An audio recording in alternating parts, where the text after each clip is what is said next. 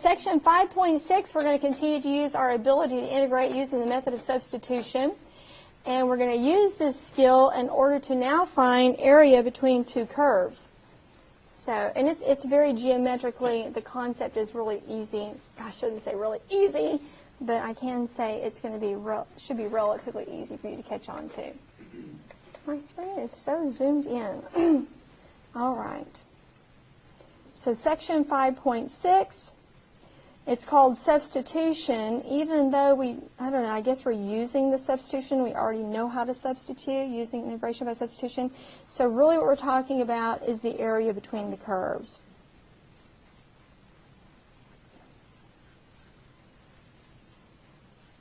And so really it's area between curves, and substitution really didn't have to be in the title, but it is. So I will be consistent with Mr. Arthur Thomas and keep that title. Okay, so really what we're going to see today, a little bit of the goal of the day in this section, is there are two things. One of them is to integrate using integration of a definite integral, not an indefinite, but a definite integral. And we've done some of this already, but we're going to kind of play it in with the substitution method. So there's nothing really new here. You'll be able to catch up very quickly. But making certain you know the difference in a definite and an indefinite integral, it's very simple. A definite integral will have an upper and lower limit, something like integrating from 0 to 4 of, 3x squared dx. That's a definite integral because you are given numbers 0 and 4 as your upper and lower limit. If you're not given those numbers, you have an indefinite integral. So it's very simple. Your indefinite would be if you're going from, we're going from like a to b of 3x squared dx. Actually, if they just said nothing, okay, it's unknown. So if you really don't have an upper or lower limit, or if you're just, using variables in those locations, it becomes indefinite. Now, the other thing we're going to talk about when we're integrating here is a little bit to do with when your function is an even function or your function is an odd function. And again, this will come very quickly. If you can't remember the even and odd stuff, it's okay. We're going to cover that. So kind of review it a little bit for you very quickly, and it will come back to you. Then we're finally going to find the area between two curves.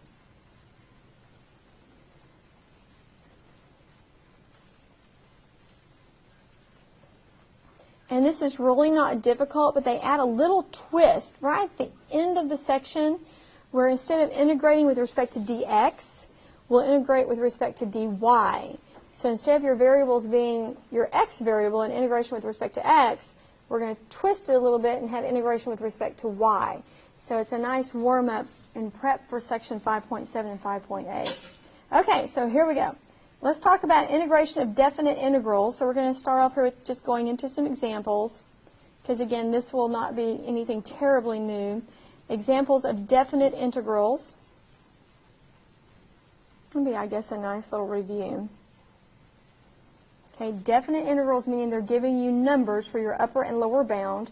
So here's an example. Suppose you're going to integrate from -1 to the cube root of 3. That is the cube root of 3. 3x squared times the square root of x cubed plus 1 dx. They're going to ask you to integrate that, and it's a definite integral because your upper and lower limits are given as definite numbers. Well, you're going to have to definitely do this using the method of substitution. So if we come over here and we let u be the x cubed plus 1, then du dx would be 3x squared, which is nice because here's 3x squared. We need 3x squared to go. So then I say du is 3x squared dx. And so that replaces my 3x squared and my dx in my integrand, and then I just have the square root of u. So now this changes so that it says the square root of u, and the 3x squared dx is replaced by du. Now something here that's a little different and of great importance is we cannot integrate anymore from -1 to the cube root of 3 because our function has now changed. It's no longer 3x squared square root of x cubed plus 1, but it's just the square root of u. So these are an interval based on the function defined in x. This needs to be an interval defined in the new function u. So we've got to change the upper and lower limits. So let's see. We've defined u as being x cubed plus 1. So if my upper limit was the cube root of 3, then u is going to be the cube root of 3 cubed plus 1. So what used to be an upper limit of the cube root of 3 is now going to be an upper limit of 4. So when you change your function by using this new variable u, we changed it from the 3x squared times a radical to just simply the square root of u. You have to change your upper and lower limits to be in consistency with the new variable and the new function. The lower limit was negative 1. So u is x cubed plus 1. So it will be a negative 1 cubed plus 1, which is 0. So now you're integrating from 0 to 4 a new function in the variable u. So the area under this curve, no matter how ugly it was, between negative 1 and the cube root of 3, is the same as the area under this simple little curve that we can graph easily from 0 to 4. These two areas are the same, even though their graphs look very, very different. Okay, so here we go. Now it becomes really simple to integrate. So, well, this is u to the 1/2 du. So 1/2 plus 1 is 3/2. So 1 over 3/2 is 2/3. So this is 2/3 u to the 3/2 power integrated from 0 to 4. So f of b minus f of a, this is the antiderivative evaluated b, which is my 4, and then evaluated a, which is my 0, will be 2/3 of 4 to the 3/2 power minus 2/3 of 0 to the 3/2 power. Well, the second one's 0. That's no big deal. The first one, what is 4 to the 3/2 power? Well, that is the square root of 4 cubed. So that's 2 cubed, which is 8. So this is 2 times 8, which is 16. So this is just going to be 16/3.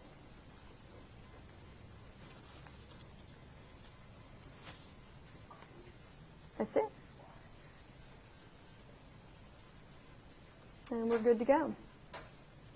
So what is really neat about this is if you can visualize, well, I can't even visualize the graph, but you know this has got to be a really interesting graph right here. Okay, that's an interesting graph. Might give our calculators a little effort to graph it. This is no big deal. Oh my goodness, we know what this looks like.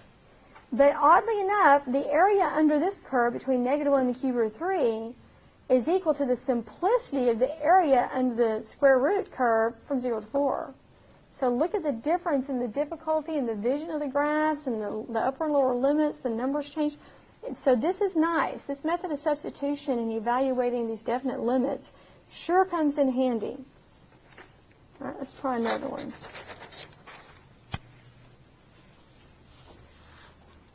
So it's very hard sometimes to remember to change that upper and lower limit. You're going to have to focus on being certain you remember to do that. Okay, here's one. Integrate this definite integral from a negative pi force to 0 of tan x, that's a secant squared x dx. Okay, we're going to use the method of substitution. And we know that if we integrate, God, we could do this more than one way. We really could do this more than one way. I'm going to let u equal secant squared x. Then du dx, okay, when you take the derivative of the secant function, is that right? Is tan x. The derivative of, I got my little cheat right here. The derivative of secant u is tan u secant u. Okay, not secant squared, it just needs to be secant, right? Can you see that? Yeah, but watch here. That's just a, let me write that better. Okay, let u be secant x, then du dx is what? Secant x tan x, right? Is that going to work? Yeah, is this going to work? Then du is secant x tan x, and I really should have parentheses, dx. So then what happens here is, I can rewrite this, you can really see the direct substitution. This is tan x times secant x times secant x, right? Secant squared x, or secant x squared is secant x times secant x. So this du, hold on, yeah, there we go. Tan x secant x dx is du, and secant x is u. Now I'm not going to write this. Okay, secant x is u, and tan x secant x dx is du.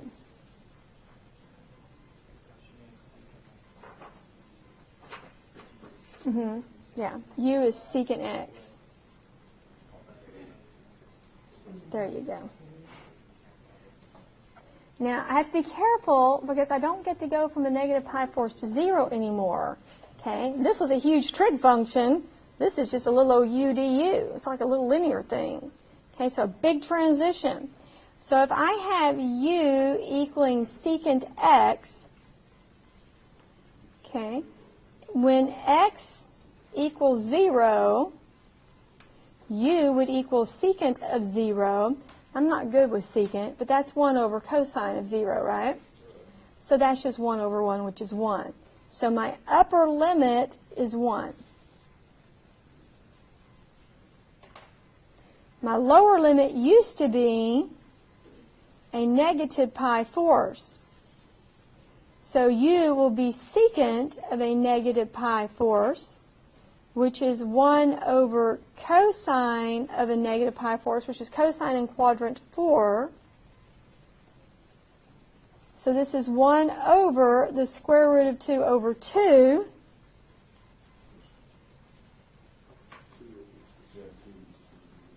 Which is 2 over the square root of 2,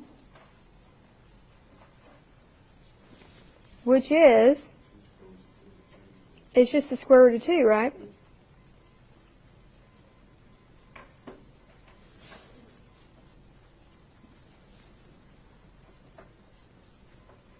If you rationalize, I know that's crazy. If you rationalize it, multiplying it times the square root of 2 over the square root of 2, it would just equal square root of 2. So it's, square root of 2 over 1. So the lower limit is square root of 2. So now this becomes very easy to integrate. So when you integrate u, it's 1/2 u squared, now evaluated from the square root of 2 to 1. Hold on a second.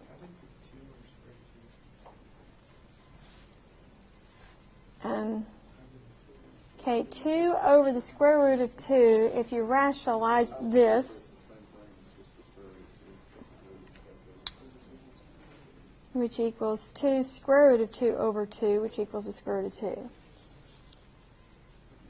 Okay, now before I came down here, I should have done something, right? What's the problem?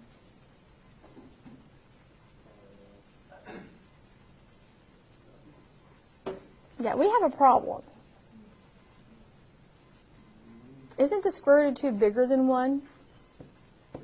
We're going backwards, right? Okay. Yes, it is 2 in the domain. It's in the domain. This is just, yeah. This is a big number, and this is a little number, right? So what do we normally do? There you go. Make it negative from 1 to the square root of 2 of u du. Because you want to go from a small number to a big number. Wouldn't that be negative anyway? Because it was negative pi 4, so it should be negative 2, right? No, sir. No, because when we put it in, we evaluated it, and it evaluated out to be a positive square root of 2. Well, cosine of negative pi 4. No, because remember, it's a whole new graph. You're basically just finding another graph. Yeah, you're coming up with another graph that will give you the same area using different interval. Okay, so the reason I made it negative was because square root of 2 is smaller than 1. You want the bigger number on the top, and if you switch it like that, then you make it negative. Okay, so this becomes negative 1/2 u squared from 1 to the square root of 2. which is a negative, your f of b minus your f of a. So this is going to be, I can pull the whole half out there. Maybe I shouldn't. I won't. Okay, so this is 1/2 square root of 2 squared minus 1/2 1 squared. Negative out here. So this is square root of 2 squared is 2, and 2 over 2 is 1. 1 minus 1/2. So this becomes a negative 1/2. Am I still on the screen? Yeah. Which is a negative 1/2 result. So when you integrate, that's the answer. But if they had asked you area, you would take the absolute value of that and make it positive. So you got to really look at the question. Are they just telling me to integrate? Or are they telling me to find the area under the curve? Because if they're looking for area, I would need to take the absolute value of that number. But they didn't say that, so we're good.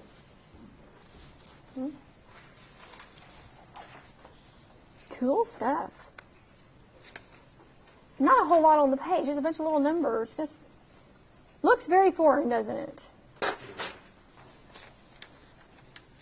Okay. So now here's a little more information. You guys already know this. Just a little bit of a reminder. All this business about an even function and an odd function. Even and odd functions. You have done this before. You might be a little rusty, but it is in your brain. Okay, now then, if you were an even function, then that meant you had symmetry with respect to which axis? WRT with respect to the y-axis. You had a 50-50 shot. It was either x or y. You could have guessed. Okay. So in other words, if you have a function that looks like this, it has symmetry with respect to the y-axis, which means you could fold it over the y-axis and it would lie on top of itself. So it has kind of a reflective property over the y-axis, and that makes it an even function. So if that's the case, algebraically, that means f of x, when x is positive over here, is equal to f of negative x. The height of the function when x is positive, like a positive 2, would be the same as the height of the function when x is like negative 2 or something. So algebraically, if you wanted to prove a function was even, you would compare f of x to f of negative x, and that would tell you, if they were equal, that it was an even function, which means it had symmetry with respect to the y-axis. If you were an odd function, it had symmetry with respect to what? Not an axis. There you go, with respect to the origin. You can't have a function with symmetry with respect to the x-axis, because remember, it has to pass the vertical line test to be a function. So if you have symmetry across the x-axis, it doesn't pass the vertical line test, and thus it cannot be a function. Okay, so symmetry with respect to the origin would be like our cubic function, like that. And what in the world is symmetry with respect to the origin? Y'all remember how to do that? Y'all remember that? That was like a twofold process or two reflections. In other words, if you were to reflect it first across the y-axis and then again across the x-axis, so a double reflection, okay? And then if it were to lie upon itself or become, what's the word I'm looking for? When you reflect it, it doesn't lie on top of itself. What's the word I'm looking for? I can't remember. Anyway, when you double fold, if it lies on top of itself when you double fold, then that's called symmetry with respect to the origin. So if you fold it twice over the x and the y, or over the y and then the x, and it comes back to be itself, then that's symmetry with respect to the origin. Algebraically, this means that f of x would equal a negative f of a negative x. So it means when you flip it over the y-axis, you're replacing x with negative x, and then when you flip it over the x-axis, you're replacing y with negative y. So you're taking both the x variable and making it negative, and the y variable and making it negative. Okay. So now there's a lovely theorem that we should observe in our textbook. It's called Theorem 7, and it is on page 378, and I will place it up here on this projector for you.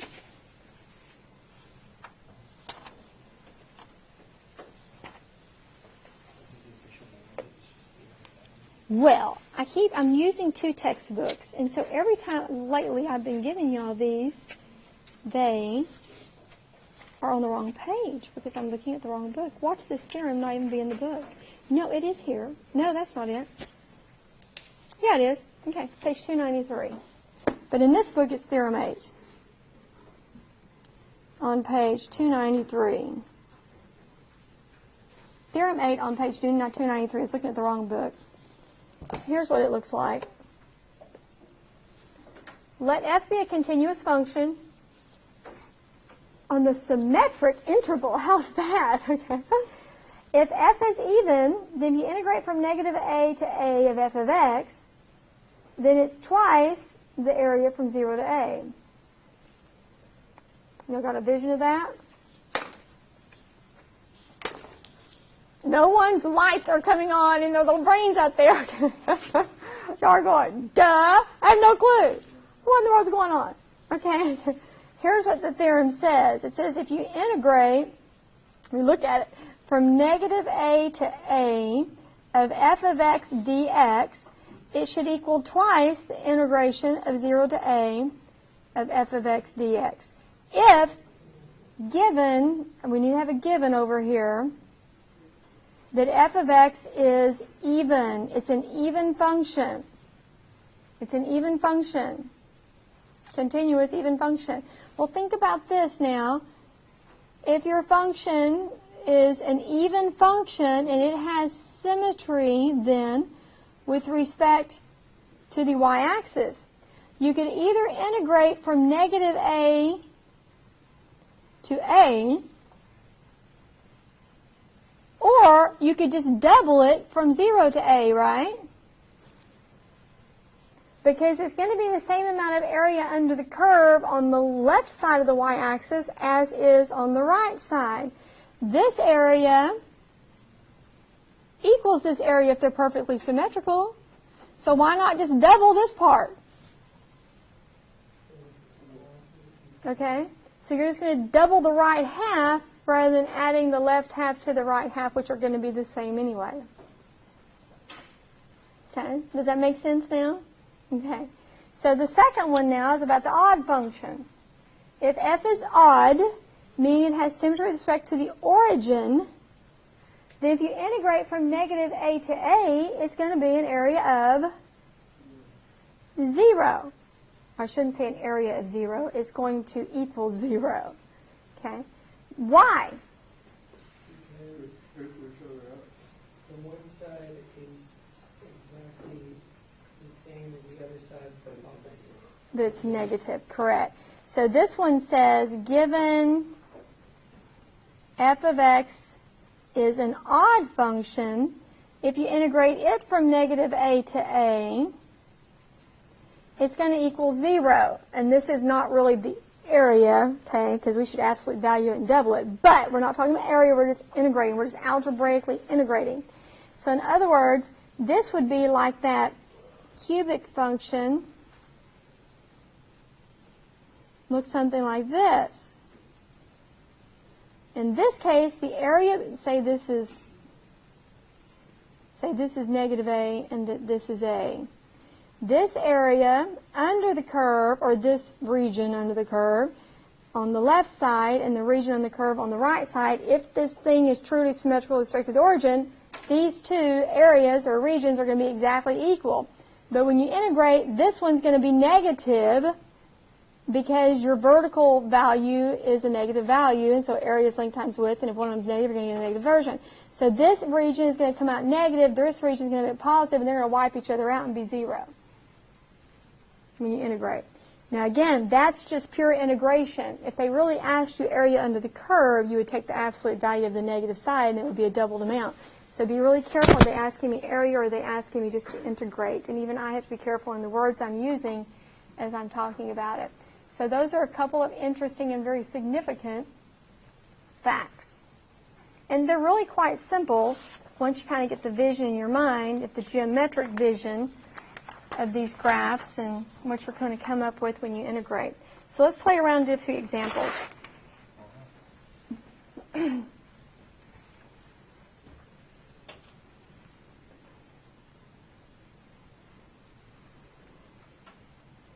And then in here, we can put on here integrating even and odd kind of stuff. Integrate even and odd functions.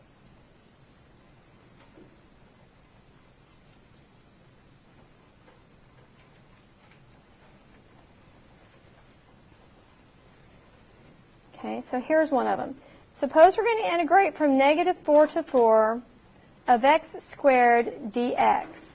Somewhere along the line, someone would have hinted to you in advance that this is an even odd situation, so you're probably going to apply one of those formulas. Well, if you have an x squared function, is this thing even or odd or neither? We suppose it's even. How do we prove it? How do we prove it's even? Okay. Well, the proof, and you can rewrite this. To prove it, you got to show that f of x equals f of negative x, right? You have to prove that f of x equals f of negative x to secure the fact that this is an even function. So if f of x is x squared, f of negative x would be negative x to the power of 2, which is still x squared. So is f of x equal to f of negative x? Yes. So proof, it's even. It is an even function. Okay, it is an even function. That says suppose. That looks like another P, but that's an S. Okay. So therefore, I've shown it's an even function, so I can change this and just integrate from 0 to 4 of x squared dx. But what am I missing? The doubling of it. So I'm taking 1/2, like the right half of the parabola, and doubling the area. So then this becomes 2 times 1/3 x cubed from 0 to 4.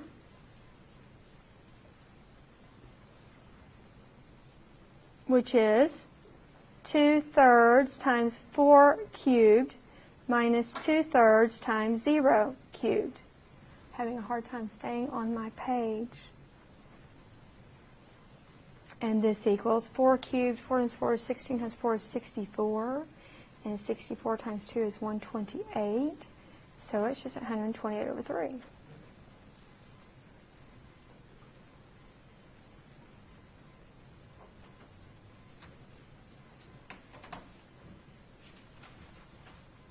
Okay, let's try another one.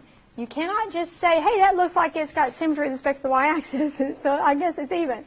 You really need to algebraically show that, yep, it's an even function before you go in there and apply those formulas, because the formula doesn't apply unless you know for a fact that that function you're integrating is either even or odd.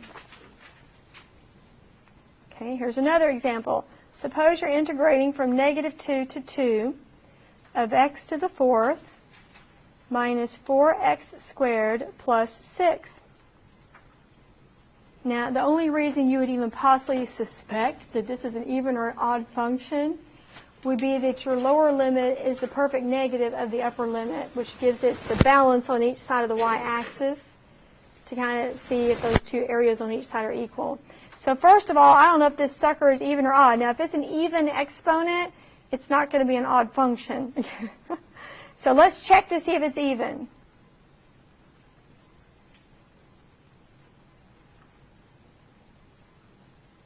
All right, so to do that, f of x would be x to the 4th minus 4x squared plus 6. F of negative x would be negative x to the 4th power minus 4 times negative x squared plus 6, which is x to the 4th minus 4x squared plus 6. So for it to be an even function, these have to be the same. And are they the same? Yes. So we have just shown that this is an even function. once you've shown algebraically that it is an even function, instead of integrating from negative 2 to 2, you can integrate from 0 to 2 and double it. So this, especially one like this one. So this can be rewritten as doubling from 0 to 2 of x to the 4th minus 4x squared plus 6 dx. And that does make this one much easier, because when you integrate this, this is 1/5 x to the 5th minus 4/3 x cubed plus 6x evaluated from 0 to 2. Now, if you had to do another one, I mean, it's just, the 0 is nice, right? The 0 is a nice number to substitute into this lovely little function. So this becomes 1/5 times 2 to the 5th power minus 4/3 times 2 cubed plus 6 times 2. That's your f of b.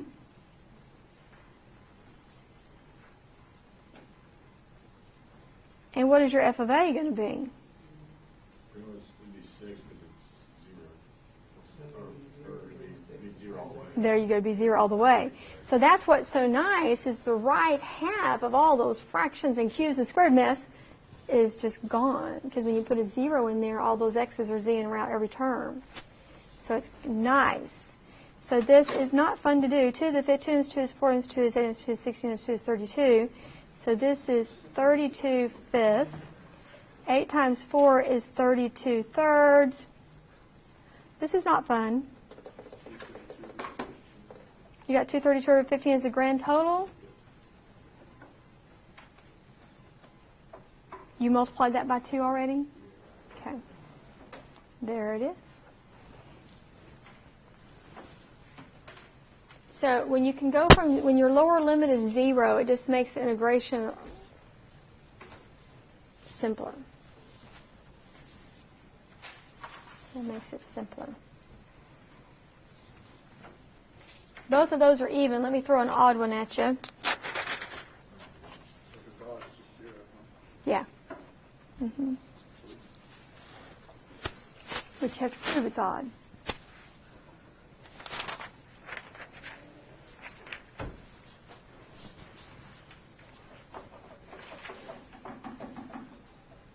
Okay, so suppose you're going from negative pi to pi. So again, when your two limits, one is negative and one's positive, that version, then you're probably in this even odd business. Let's take a look at a trig function.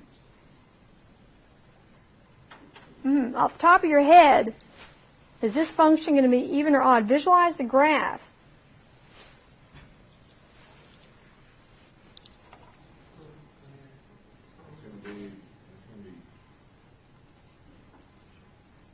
Sign starts at 0, right?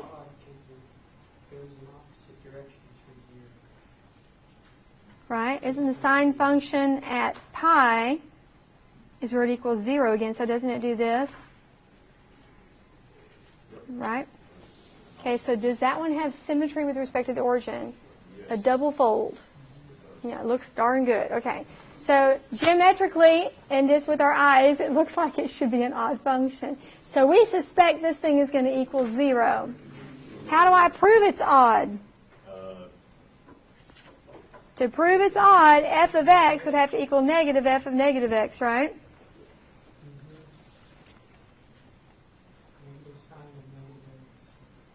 I usually do this in 3 steps. I usually calculate negative x first and then the negative f of the negative x. I usually do 3 steps because that compares even, odd, and neither. It takes everything. Okay, so f of negative x is sine of negative x. Y'all remember this? Which is negative sine of x. There you go. And then if you just make that value negative, you have the negative f of the negative x. So this is a negative of the negative sine of x from above, which is sine x. So f of x is sine x, negative f of negative x is sine x. This is an odd function.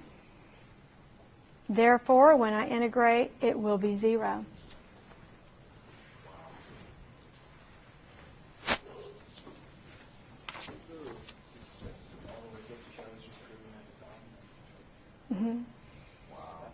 But if you're not comfortable with this, and just integrate the sucker, right? Because it's a pretty simple function that you can integrate it quite easily. But if this was really complex and you could prove it odd, it just zeroes out. Okay, so finally, let's go to the area between curves.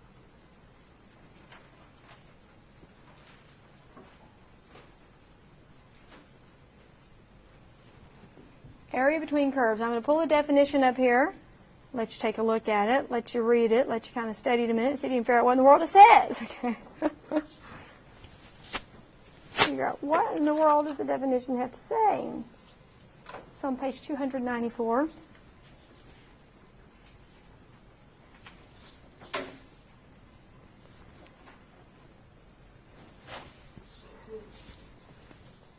There it is, down here at the bottom. I need more space up here on this little media card. Boy, they don't give me a lot of space. Women need space.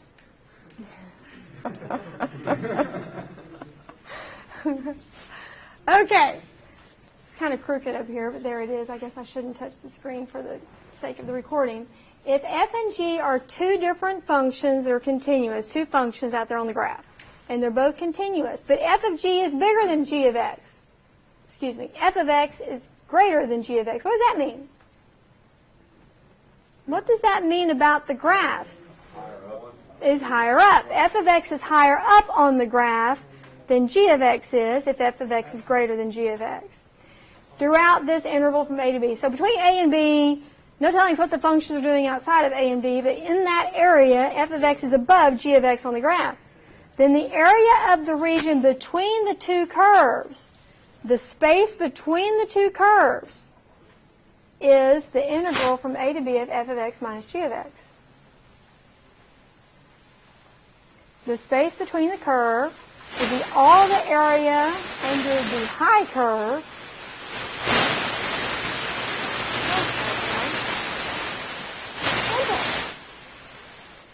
pretty simple. I wish I had a nice little graph here. There's not a nice little graph here. I can do better than him. Okay.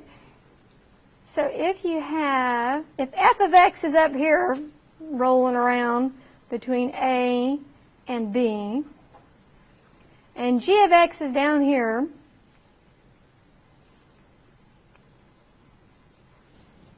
and we want to know the area between these two curves.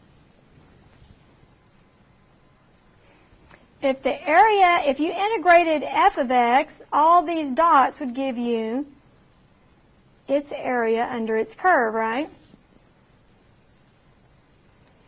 And if you integrated g of x, this would be its area. So if you take f of x minus g of x, you get just this space, this almost hourglass shape, right? Take all of it, knock out g of x, take the area of all of it, take out g of x, and you get the space between. Okay? So the area between the curves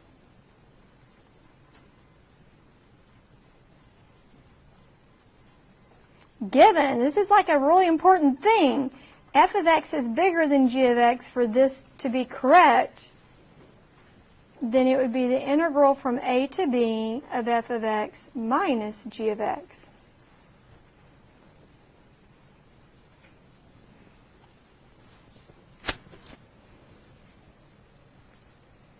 Okay, now there's a couple of things that are pretty important when we're doing these. The big thing is first and foremost, you got to figure out when they give you a question, they just give you an f of x and they give you a g of x, you got to figure out which one's the upper function. Is f of x greater than g of x, or is g of x greater than f of x? So you know who to subtract from whom. And so we do this, we're just going to pull up a graph on our calculator and have that figured out very quickly, which graph is above the other one. Because they're not going to tell you that. They're just going to give you a couple of functions, and you've got to figure out who's supposed to be subtracted from whom. So you got to do that. The other thing is you need to know where the two graphs intersect. They might not tell you A and B. So you got to figure out where these two lines cross each other. So the second thing you're going to have to determine is where do they intersect. So if they don't give you A and B intersect, then you got to figure out, what are the two endpoints here. So if they don't give you where they cross, if they don't give you the interval, then you have to figure out the interval yourself. So for instance, if you had something like this, if your graph of one of them was doing this, like the sine function, and the other one was doing something like this, and you wanted the area between the curves. Okay, suppose the crooked line is f of x and the straight line is g of x. If you wanted the area between these two curves, maybe I should use a colored pen, right? We'll make g of x pink.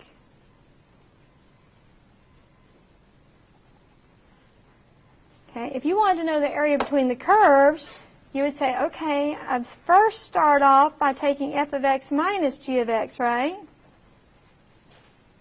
And suppose this is point A and this is point B. That'd be from A to B. But then you take g of x minus f of x from B to C. You're starting to get an image. How you got to look at these graphs to know who's on, is this the big one or is this who is above who here to get that subtraction correct.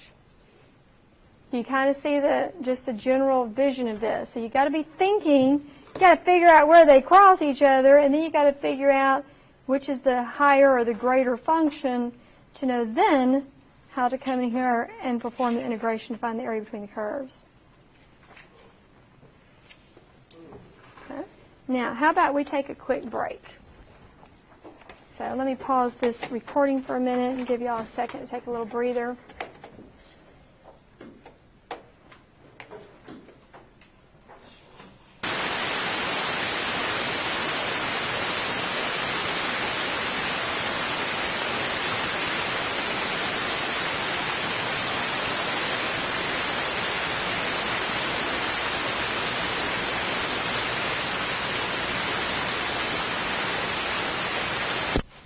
Now that my volume is on, let's do some examples of the area between the curves.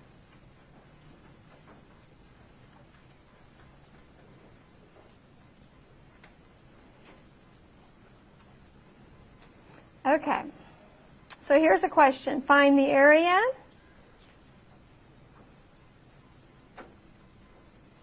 of the region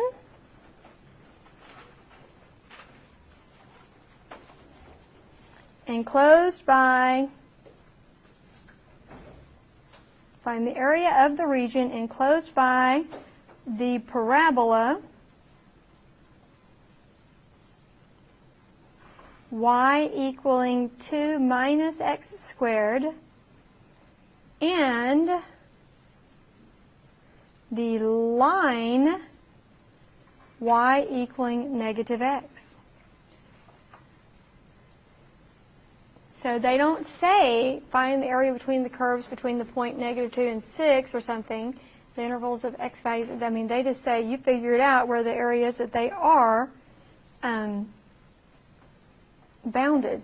So let's let this first one be f and the second one be g so that we can kind of get these kind of separated or named so we can keep them straight when we graph them. So let's go ahead and graph them. See what they look like, kind of get an idea of which function is higher than the other. So if we have y equaling 2 minus x squared, this is a parabola who is concave down at a height of 2, so it goes to the point 0, 2. And it's going to have square root of 2's over here, right, somewhere. So I'll just kind of put a point here and a point here. It's going to look something like this. Concave down. Of course, you can put it on the calculator too. And the other line, let this be our f of x. And the other line was g of x, which equals negative x. And that's easy. That's just, I don't know, look something like this. It's linear. So my f of x is my parabola. My g of x is my linear line. So I need to know where they intersect, here and here. I need to know these 2 points so I know the x value for my integration, my upper and lower limits of my integration, to find the area between the curves. So what are these points of intersection? Well, to find the points of intersections, I set them equal to each other. So I set the 2 minus x squared equal to the negative x, or in other words, 0 equals x squared minus x minus 2. Solve this. This is an x minus 2 times an x plus 1. So I get an x value of 2 and an x value of negative 1. This is evidently my negative 1, and this is evidently my 2. That's good enough, right? So to find the area between the curves, I'm going to integrate from negative 1 to 2.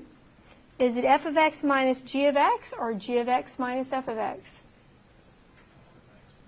There you go. The upper curve is f of x. The lower curve is g of x, because f of x is above g of x. So this is algebraically negative 1 to 1 of 2 minus x squared minus a negative x dx, which is a negative 1 to 1 of 2 minus x squared plus x dx.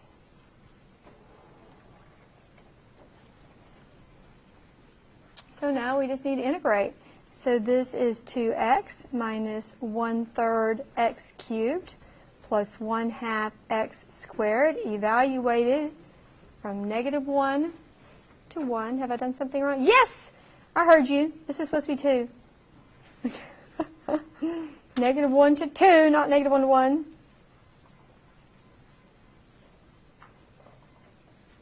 This is kind of ugly. So this is f of b would be 2 times 2 minus 1/3 times 2 cubed plus 1/2 times 2 squared, all minus, plug in the negative 1, 2 times negative 1 minus 1/3 times negative 1 cubed. I'm about to fall off the edge of the page. Plus 1/2 times negative 1 squared. And this should equal what, 9/2? I think that that's the answer, just to save us a little time.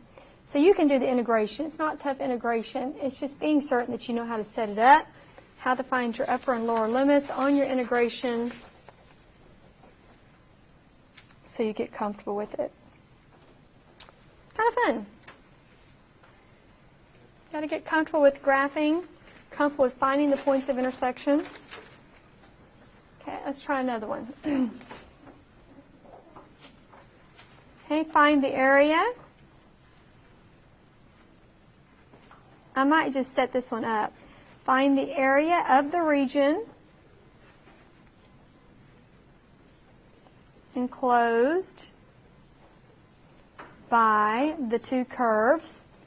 Suppose f of x equals 7 minus 2x squared and g of x equals x squared plus 4. So you have 2 parabolas. One's concave down, f of x is concave down, and g of x is concave up.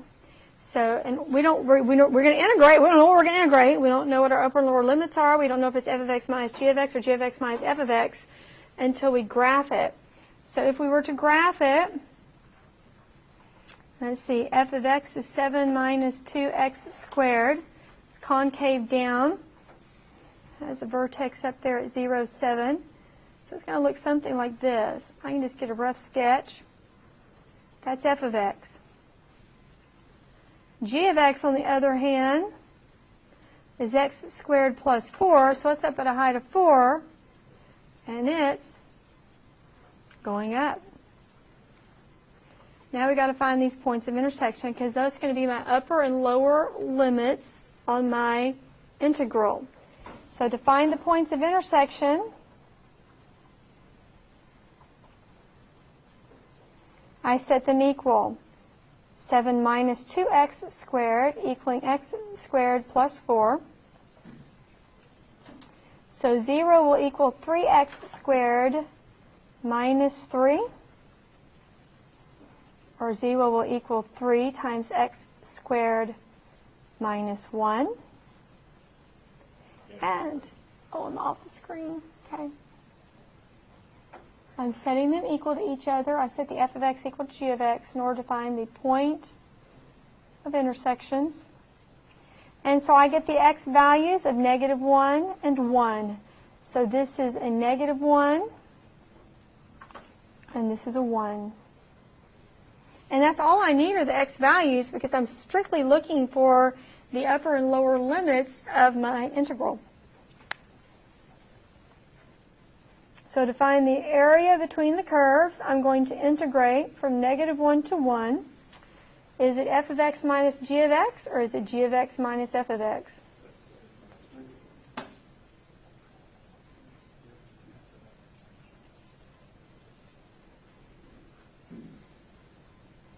So it's 7 minus 2x squared minus x squared plus 4. So what is this? A negative 3x squared plus 3.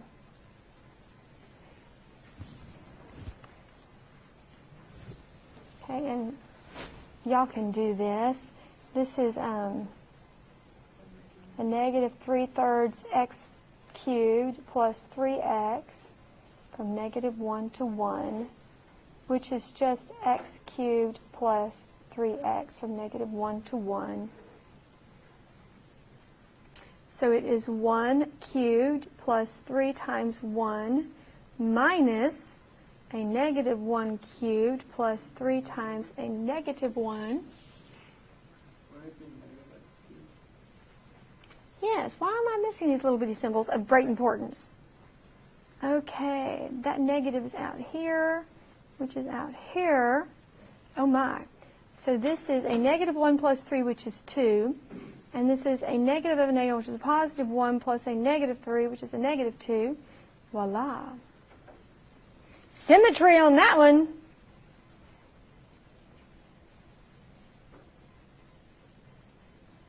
When these two are the same, right,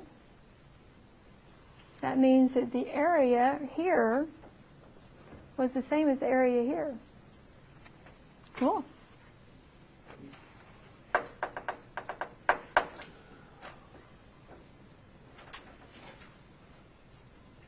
Okay, this one's a little more interesting, the next one.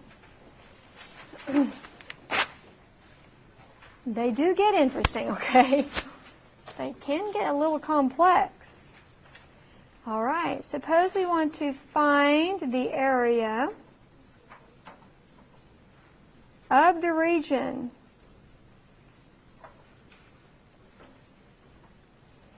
in quadrant 1, Q1, quadrant 1, bounded above by y equaling the square root of x, and below by the x-axis and the line y equaling x minus 2. Good grief! Find the area of the region in quadrant 1 that is bounded above by y equaling the square root of x and below by the x-axis and by the line y equaling x minus 2.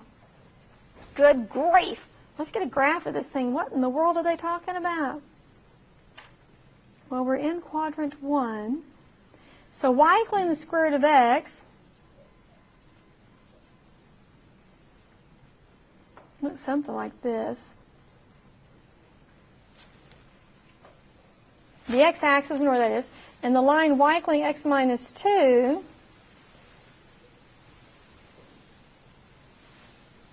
is going to look like this.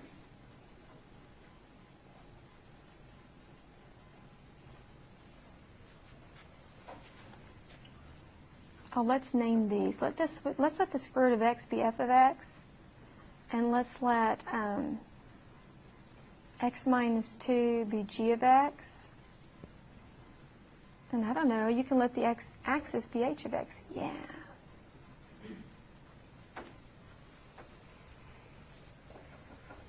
So you're in quadrant 1, and you're bounded below by the x-axis and by the line y equaling x minus 2. So here you're bounded by the x-axis, right?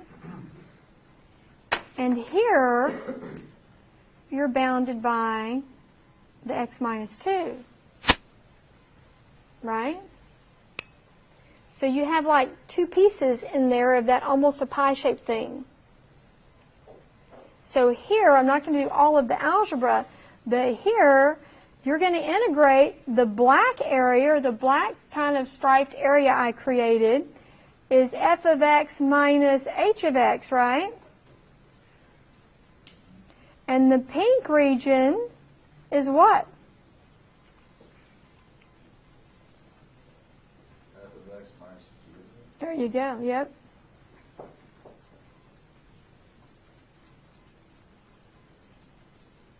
Okay, g of x is x minus 2. F of x is the square root of x. And what is h of x? What is the name of the x-axis? All real numbers. Y equaling 0, or h of x equaling 0. So you're integrating square root of x minus 0 and square root of x minus 2. Now you just got to figure out what the upper and lower bounds are, or the upper and lower limits are on these. Okay? So if you're looking at the black region, what is your lower limit? 0. And what is this point here? X value there? 2. And what is this X value here? This one's going to be from 2 to what? Where do they intersect? Where does f of x and g of x intersect? Where does f of x equal g of x? That would be where the square root of x equals, get on the screen, where the square root of x equals x minus 2. If you square both sides, and the minute you square both sides, you're looking at possible faulty answers, right? When you square both sides, you're looking for trouble. So this becomes what? X squared minus 4x plus 4. 0 equals x squared minus 5x plus 4. This is an x minus 4 and an x minus 1. So you get a 4 and you get a 1. The 1 is extraneous. So 4. This is an x value of 4. When you were setting up your equations, Mm-hmm. integration, that's supposed to be the f of x minus h of x dx? Yes, it is supposed to be a d of x. Sorry. And you know, it's really hard for me to make more symbols on here, but to be technically correct, you should put another set of parentheses here. That should be a d of x. Sorry about that. D of x. There you go. So I'm going to do one more step, and then we're going to move on to the next one, because this is just simple integration. But it's the setting it up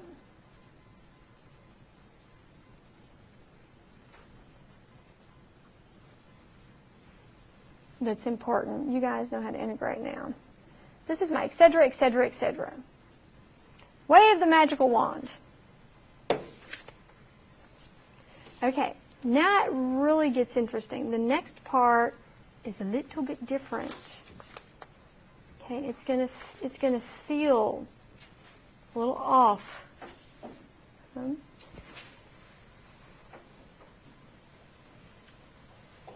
Okay, so I'm actually going to give this a different title, its own little title. And this is going to be the part that's going to give you a little bit of a headache. Not a bad headache, but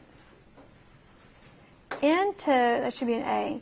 Integration with respect to, and we usually just do a WRT, with respect to y. Okay, integration with respect to y instead of with respect to x. So what this means is you're going to be integrating f of y dy.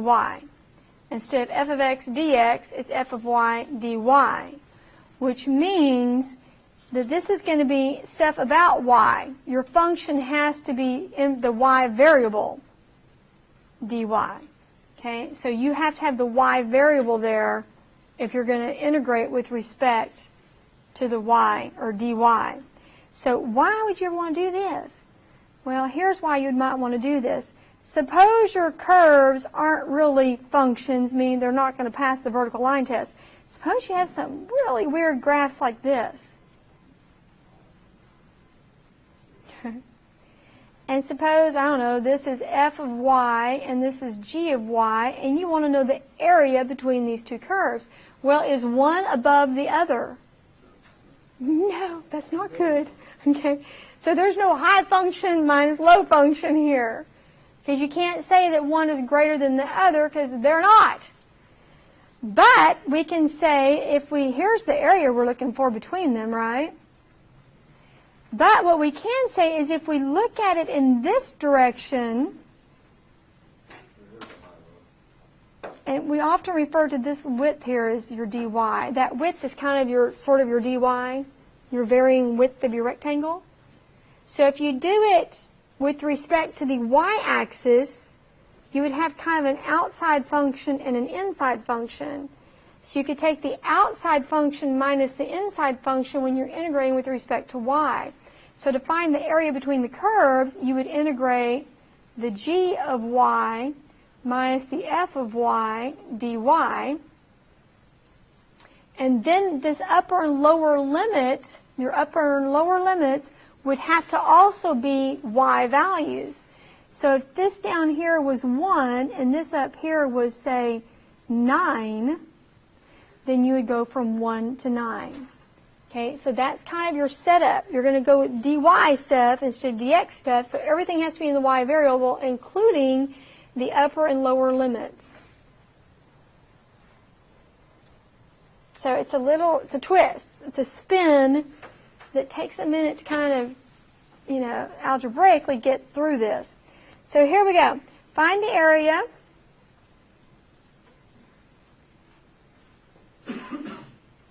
of the region. Let's put of the bounded region. And here are the equations. X equaling y squared and x equaling y plus 2. So right off the bat, you're thinking, wait a second. This does not say y equals. This says x equals. So they're setting you up to be ready to integrate with respect to y, because they're giving you x equals equations. Well, we still got to figure out what these graphs look like. So if we graph this sometimes it's kind of difficult to graph. Yeah, it's kind of weird. If x equals y squared, do you all remember what that is?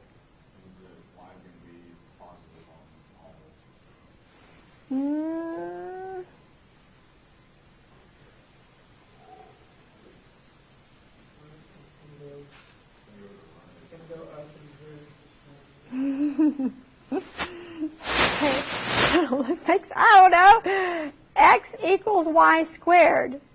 Okay. You aren't going to like this.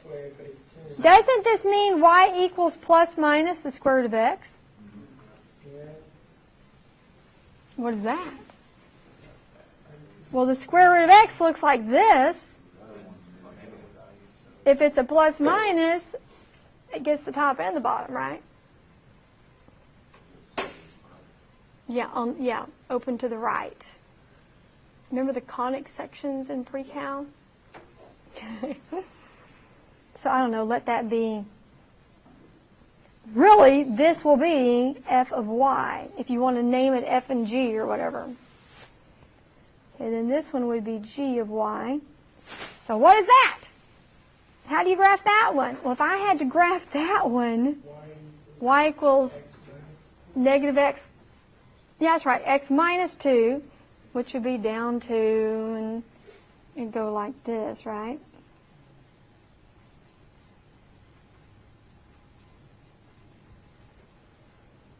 And it keeps going. So this would be my g of y, and this is my f of y. Okay, so the region bounded, and I'm going to do my stripes the opposite direction. Okay, one is not always above the other, because here f of y is kind of above itself. You can't, can't take it by itself. So you see? So when you're looking at this now, you're going to look at the rightmost function and the leftmost function, or the outside and the inside. So you're going to go this direction. When you draw your rectangles are going this direction. When you're finding the area under the curve using rectangles, you're going that direction, so you have an outside function, inside function. So now when you integrate, is this going to be f?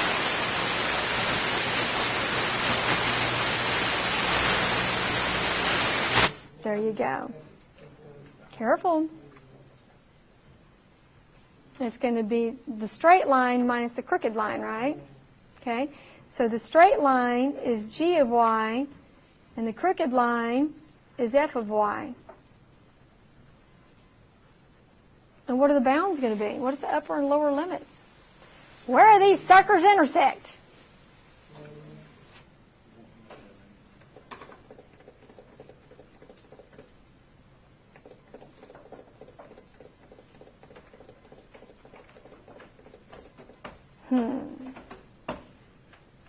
This doesn't, oh, that's right, okay.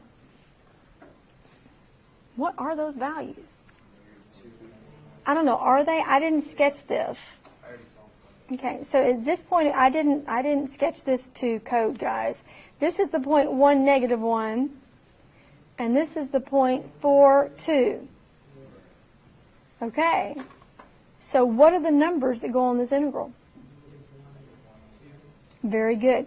These are, as up here, let me get back on the screen, these are y values. These upper and lower limits with respect to dy must be y values. So these are the y values of these ordered pairs, here and here. So you're going from negative 1 to 2. So you're integrating from negative 1 to 2 of y plus 2 minus y squared dy. This has to all be in y. Your upper and lower limits, your variables and the functions, everybody is y.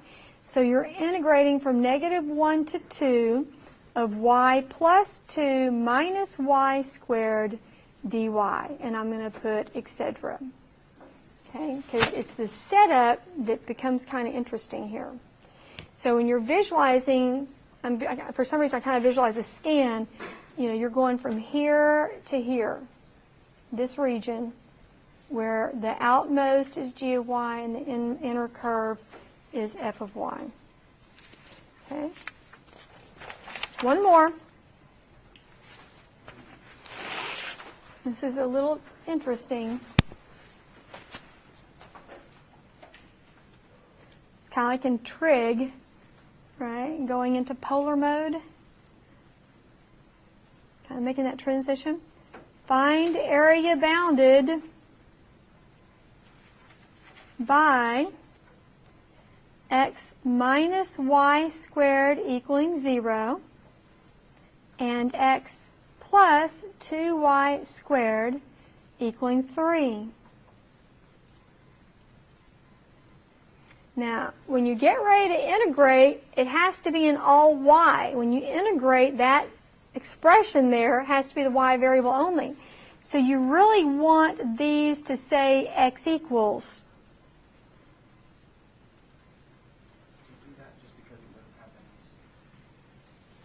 Because when you get ready to integrate, I mean, do you choose to put it in terms of y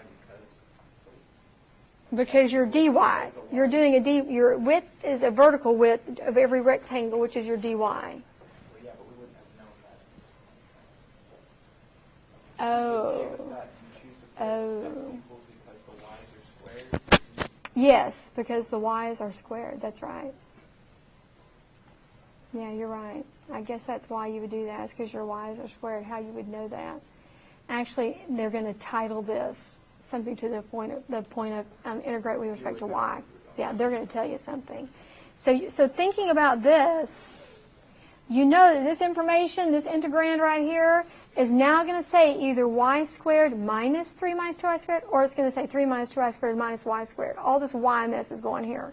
So now you got to graph this. Well, what is this? This is y equaling the square root of x, right? This is the same-o, same-o. So we know what it looks like. Looks like this. Okay, that's the, what do we want to call that one? F of y? What in the world does that one look like?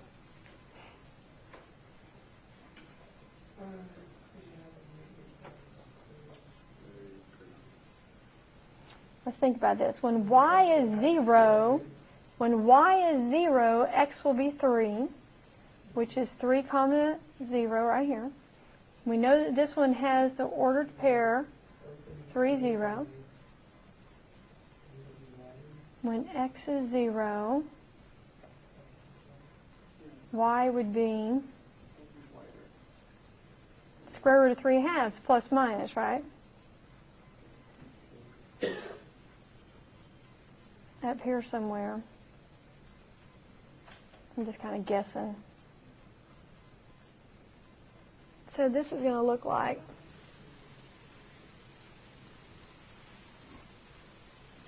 except for a little more rounded. It can also be a V. It's like a U-shaped thing.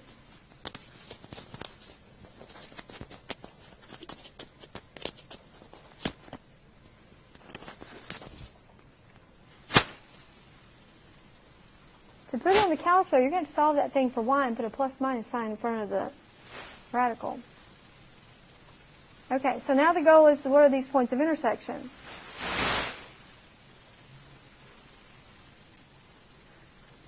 Where in the world do they intersect? Where does y squared equal 3 minus 2y squared? Okay, so that's what? 3y squared minus 3 equals 0. Boy, that looks familiar. So this is 3 times y squared minus 1.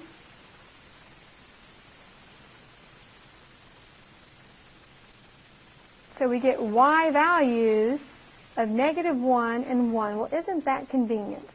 -1 to 1. So we're going to be integrating from -1 to 1. Now, am I going to have f of y minus g of y or g of y minus f of y? Visualize your rectangle under your curve. There you go. The outmost minus the outer minus the inner, okay, is going to be g of y minus f of y.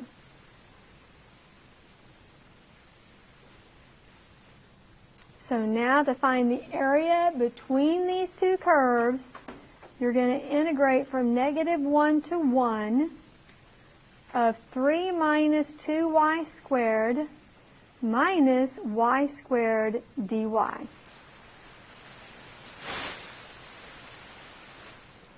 Or you're going to integrate from -1 to 1 of 3 minus 3y squared dy. And that's not going to be terribly difficult to do. Now, you're thinking, ooh, I don't want to do this. I don't like this, okay? But this is an excellent introduction into what we're going to be doing next week. You need to force yourself through these examples and try to, it's like speaking another language almost. Try to, make it feel good. Because then when we go into the next sections, you're going to still have to do this. And it's going to be on a little more difficult perspective even. So you really want to play with these until you get comfortable with it. That is the end of this section. I will go to my office and set up some homework for you guys to do.